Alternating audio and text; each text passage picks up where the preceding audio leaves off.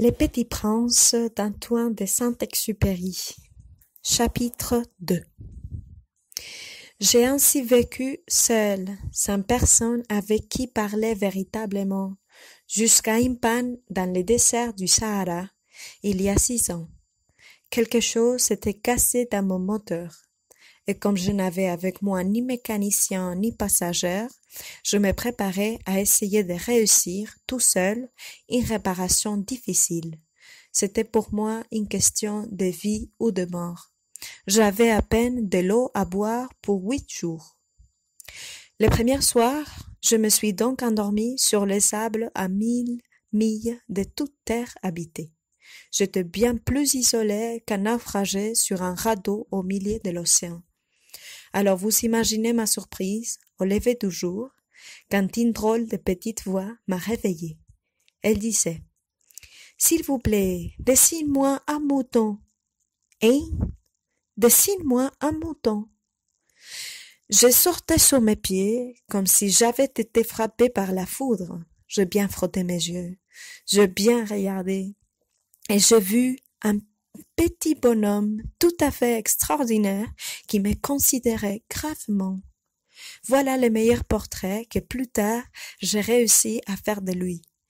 Mais mon dessin, bien sûr, est beaucoup moins ravissant que le modèle. Ce n'est pas ma faute. J'avais été découragé dans ma carrière de peintre par les grandes personnes à l'âge de 6 ans. Je n'avais rien appris à dessiner sauf les bois fermés et les bois ouverts. Je regardais donc cette apparition avec des yeux tout ronds d'étonnement. N'oubliez pas que je me retrouvais à 1000 milles de toute région habitée. Or, mon petit bonhomme ne me semblait ni égaré, ni mort de fatigue, ni mort de faim, ni mort de soif, ni mort de peur. Il n'avait en rien l'apparence d'un enfant perdu au milieu du désert, à 1000 milles de toute région habitée. Quand j'ai réussi enfin à parler, je lui dis « Mais qu'est-ce que tu fais là ?» Et il me répéta alors tout doucement, comme une chose très sérieuse. « S'il vous plaît, dessine-moi un mouton. » Quand le mystère est trop impressionnant, on n'ose pas désobéir.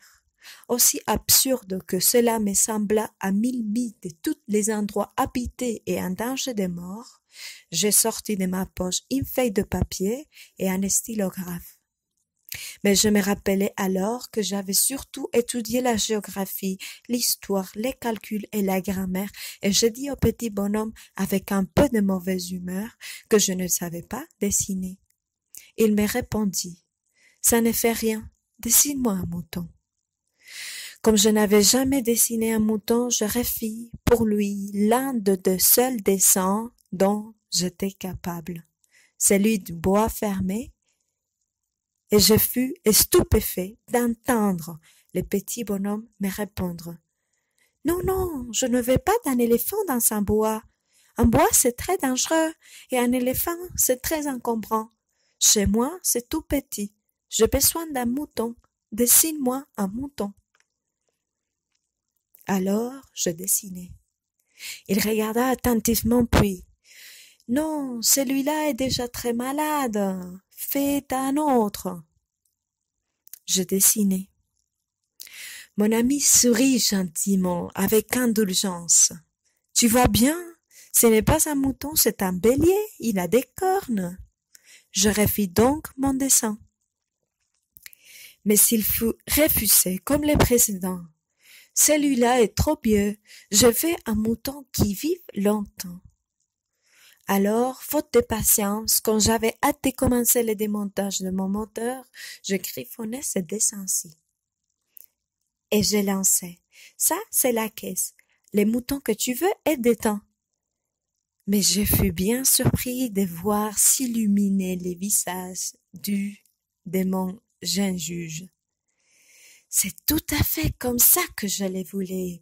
Crois-tu qu'il faille beaucoup d'herbe à ces moutons? Pourquoi? Parce que chez moi, c'est tout petit. Ça suffira sûrement, je t'ai donné un tout petit mouton. Il pencha la tête vers les dessins. pas si petit que ça, tiens, il s'est endormi. » Et c'est ainsi que je fis la connaissance du petit prince. Voilà le meilleur portrait que plus tard j'ai réussi à faire de lui.